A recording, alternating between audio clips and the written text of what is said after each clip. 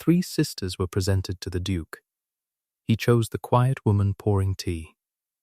It was a warm afternoon in Somerset in the year 1818, when Mrs. Vickers arranged her household's finest drawing room for the occasion the whole family had spent a fortnight preparing toward: the formal presentation of her 2 elder daughters to Casimir Thorne, Duke of Hallowell, who had lately taken a small hunting box in the neighborhood, and whose unmarried state had set every mother within 20 miles into a fever of careful strategy. Miranda and Clarissa Vickers had been dressed, coiffed, and rehearsed for a full week beforehand, new gowns commissioned from the county's best dressmaker, their hair arranged that very morning by a maid summoned specially from Bath. Every anecdote and accomplishment polished to a fine shine for the occasion, and they entered the drawing-room on their mother's careful cue, curtsying with practiced grace, their conversation polished to exactly the right measure of wit and deference a duke's attention was thought to require. Their younger sister Susannah, 24, and the eldest of the 3 despite her lesser standing in her mother's careful accounting, was not presented at all. She knelt instead at the low tea table near the window, managing the whole delicate business of the afternoon's refreshment with a quiet, practiced competence that had governed every gathering in that house for the better part of a decade, reading, without needing to be told, exactly when the Duke's cup wanted refilling, exactly which of the assembled guests preferred their tea strong and which weak, exactly when a lull in the conversation called for a fresh plate of the almond biscuits she had directed the cook to prepare that very morning.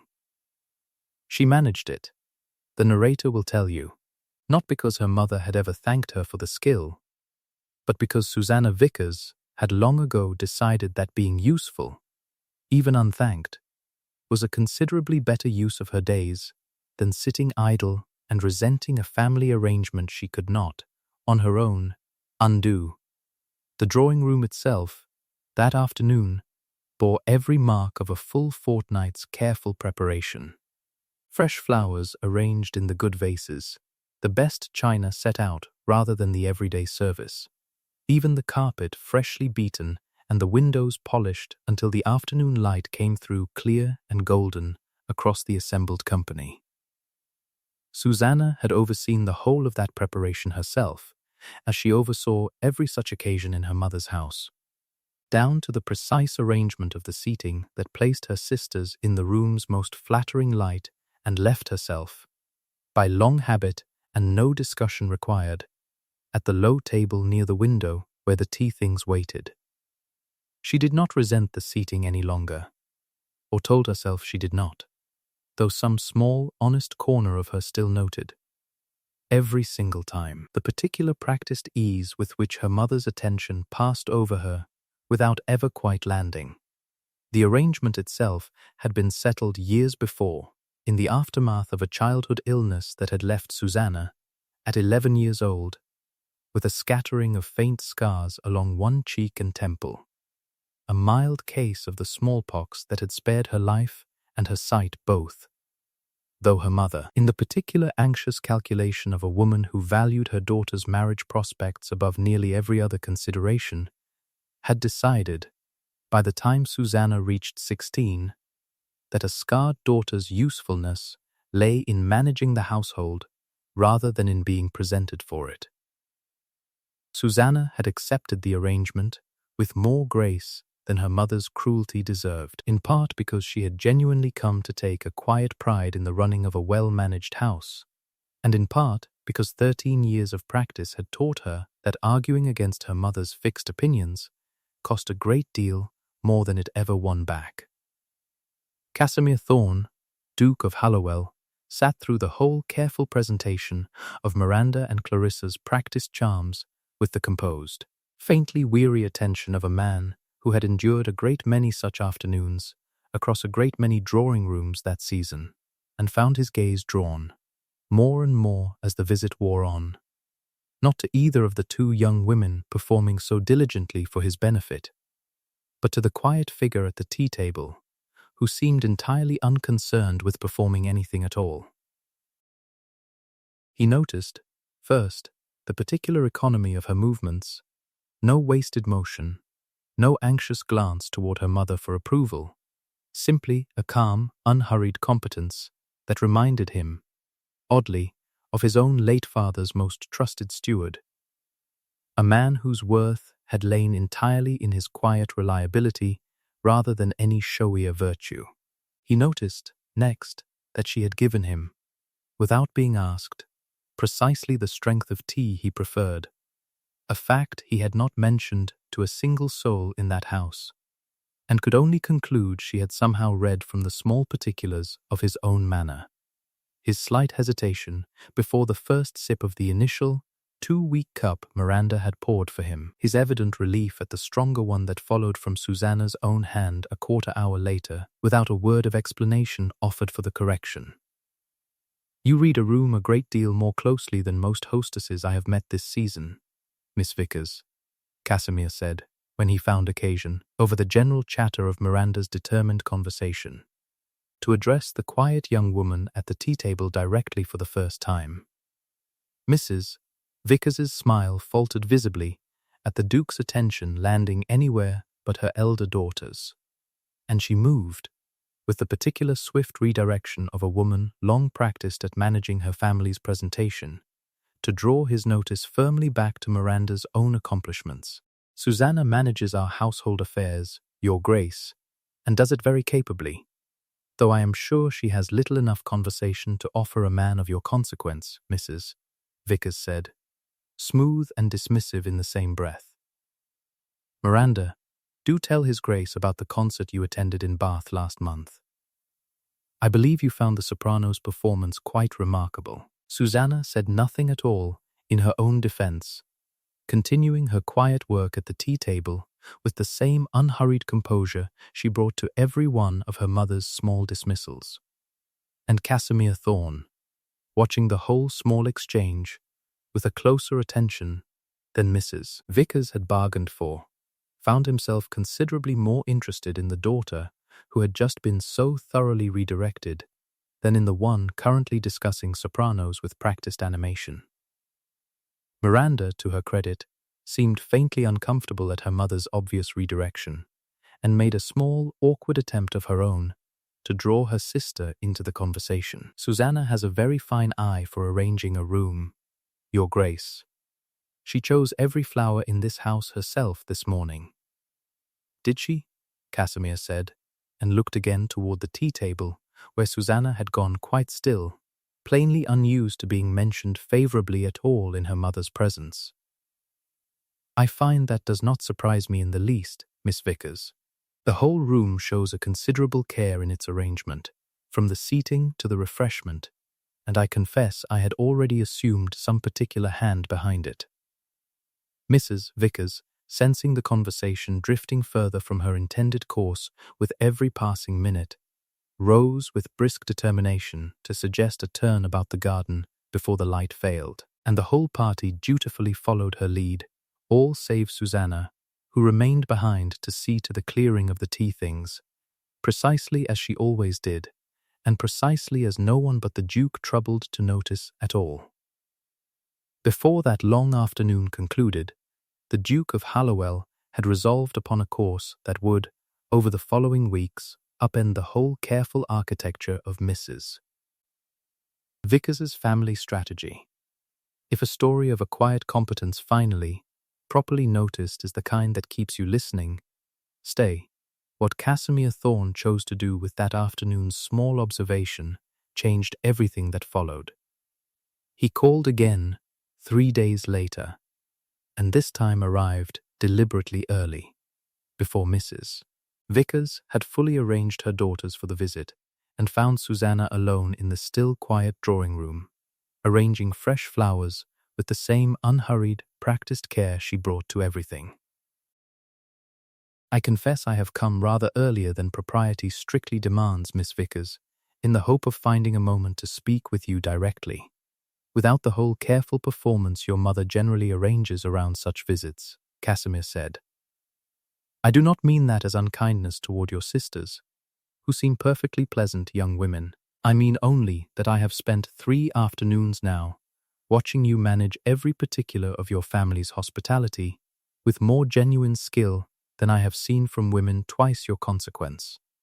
And I find myself considerably more curious about the person doing the managing than about the conversation I am meant to be having instead. Susannah set down her flowers and regarded him a long moment with the particular careful assessment of a woman unused to being addressed as anything other than useful furniture in her own family's drawing room. "You are the first person outside this house to notice at all, Your Grace," she said finally, setting the last of her flowers carefully into their vase before she trusted herself to meet his eyes fully. "I confess I do not entirely know what to do with the noticing. I have grown rather accustomed to being useful and unremarked in the same breath, and I find your attention rather upsets the balance I have spent years learning to keep. You might begin by telling me the truth of your own situation," Casimir said, gently, settling into the chair nearest her rather than the grander one across the room, as though signaling plainly that he had no intention of standing on ceremony with her. "Since I have gathered enough from your mother's careful redirections to suspect there is a good deal more to it than a simple preference for household management over society." Susannah was quiet a moment, weighing how much of 13 years' careful acceptance to lay before a man she had known scarcely 3 days. "I took the smallpox at 11 years old, Your Grace," she said finally, and touched, briefly and without self-consciousness, the faint scarring along her own temple. "I was fortunate, I kept my sight, and the marks are slight enough that most people who know me no longer trouble to notice them at all. My mother decided otherwise, some years after, that a scarred daughter's marriage prospects were too diminished to trouble cultivating, and that my usefulness lay better in managing the household so that my sister's own prospects might be given every advantage instead. I do not tell you this for pity, Your Grace. I tell you because you asked plainly, and I find I owe plain answers to the first person who has troubled to ask them properly in a very long while." Casimir Thorne looked at the faint scarring she had shown him without flinching, and felt something in his own composed, weary season finally, genuinely stir.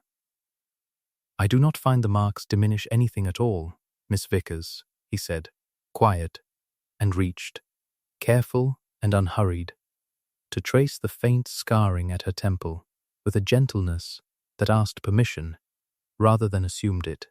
"I find, if I am entirely honest, that I have spent 3 afternoons considerably more moved by the woman managing a household with quiet, unthanked excellence than by any young lady performing accomplishments I have watched 100 other young ladies perform this season alone. I begin to think your mother's calculation was considerably more mistaken than she has ever permitted herself to realize." Susannah did not draw back from the touch, though her breath caught faintly at it. "You are the first person to touch these marks without flinching in 13 years, Your Grace," she said. "My own mother has not laid a hand on my face since the illness passed, as though the scarring itself might somehow prove catching, 13 years on.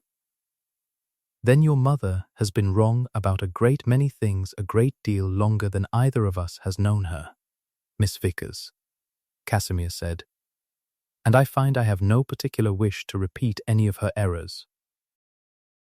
It was over the weeks that followed, as Casimir found reasons, genuine and increasingly transparent both, to call at the Vickers house with a frequency Mrs. Vickers found herself unable to politely discourage, that he came to understand the whole quiet strength Susannah had built out of 13 years of careful dismissal.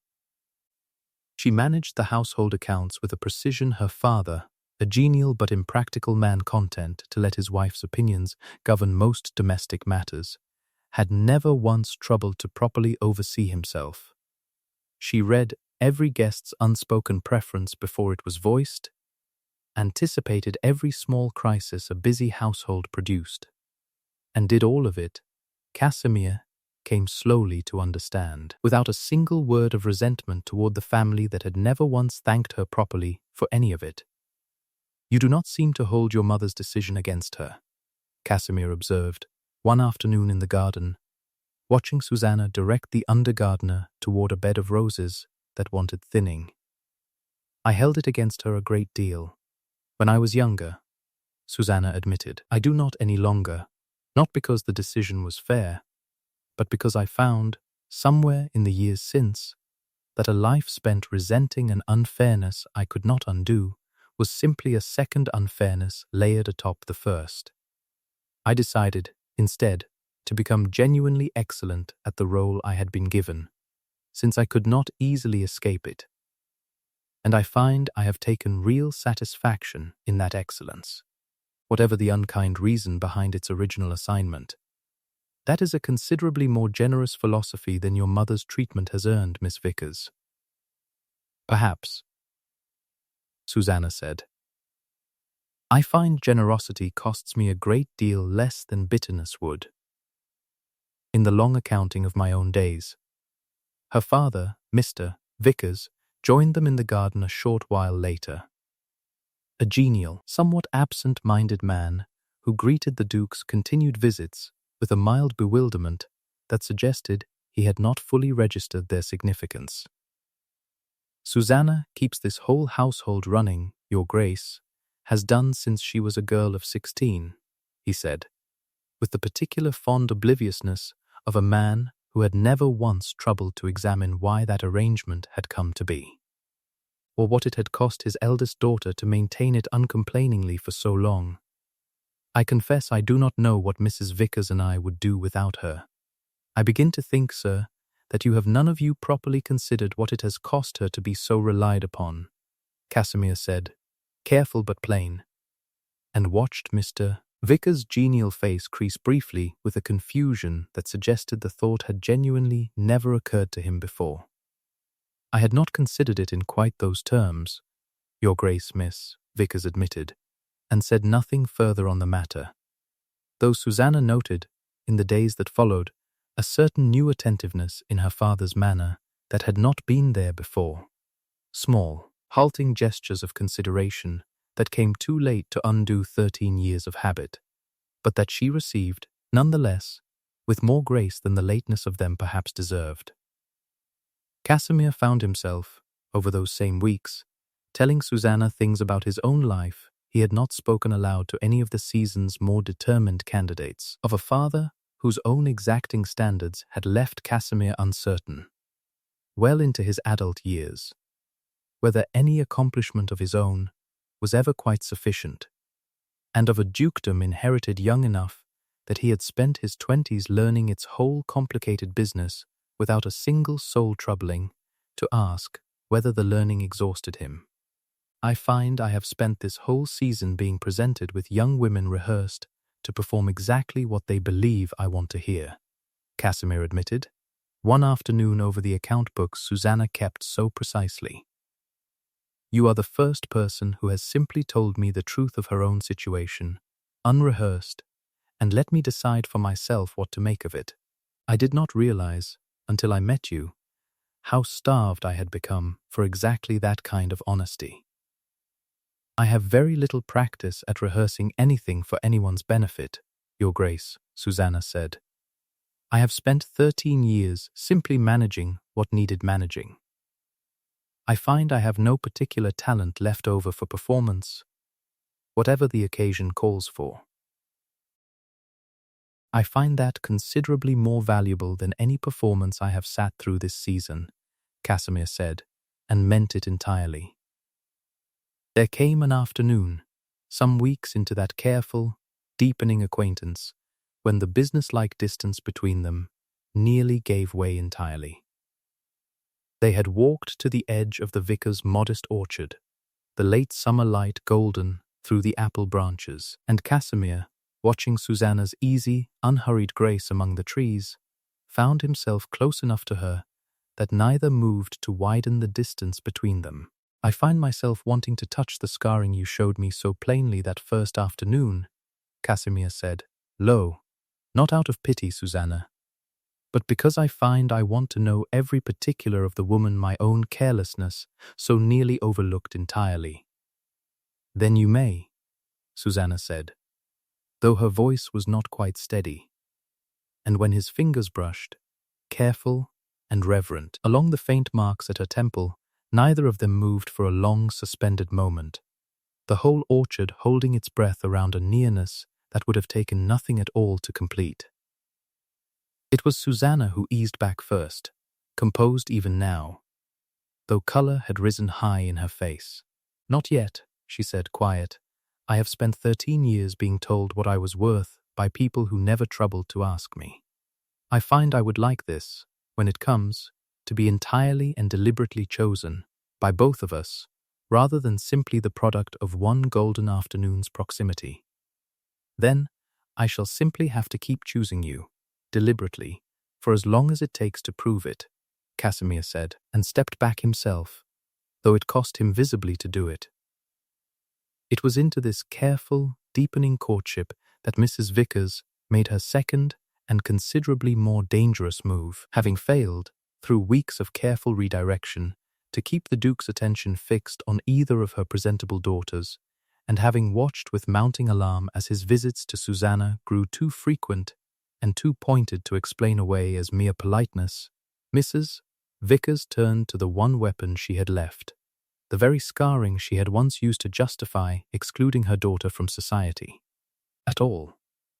Her first attempt, subtler than what followed, was simply to redouble her efforts at redirection, arranging further visits timed to ensure Miranda and Clarissa's constant presence, contriving errands that kept Susannah occupied in the kitchen or the linen closets during the Duke's calls, a campaign of small obstructions that Casimir, with growing irritation, found himself circumventing with increasing directness, calling at hours Mrs. Vickers could not easily anticipate, or simply asking, plainly, at the door, whether Miss Susannah Vickers was at liberty to receive him.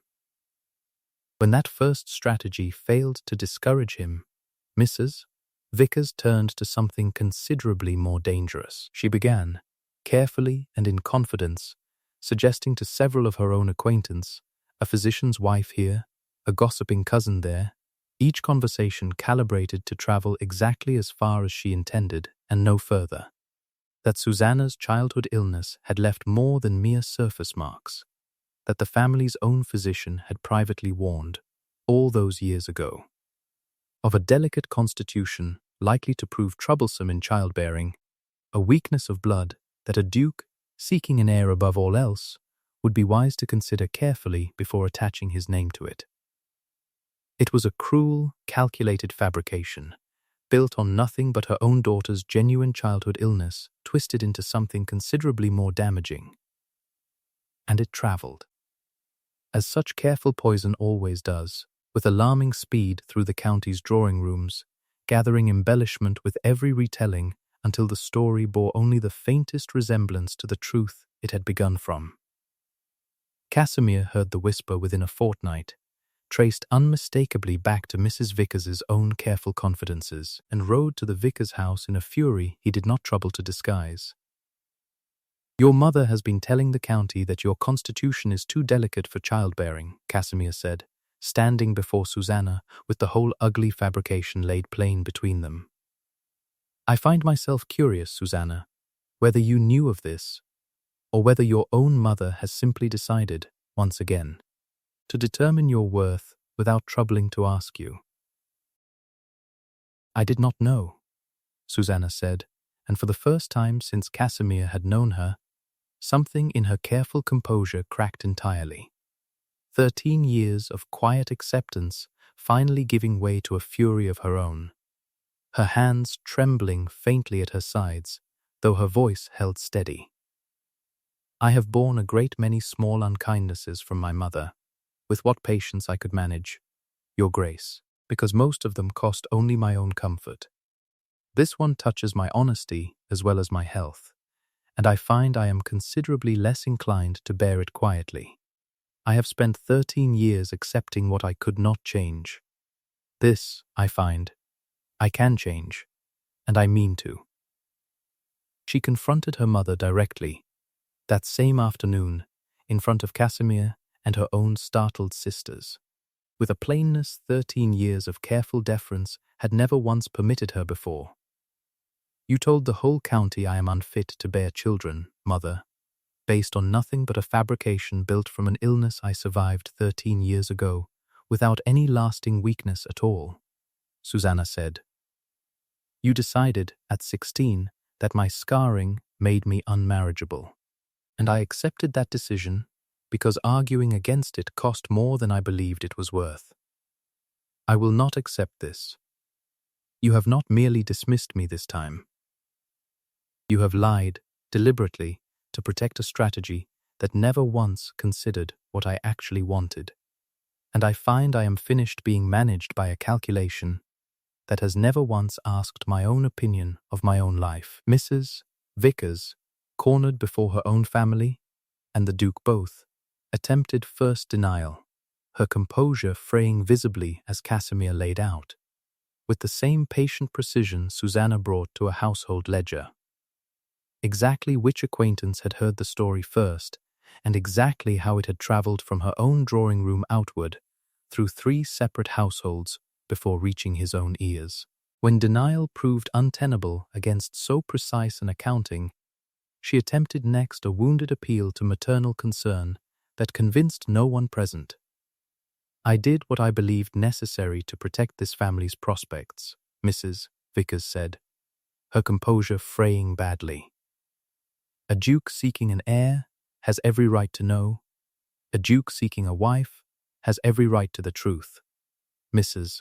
Vickers, which you have just demonstrated you are entirely unwilling to provide when it suits your purposes to withhold it. Casimir said, cold and absolute. I have watched your daughter manage this household with more genuine skill and more genuine grace than I have seen from any woman this entire season.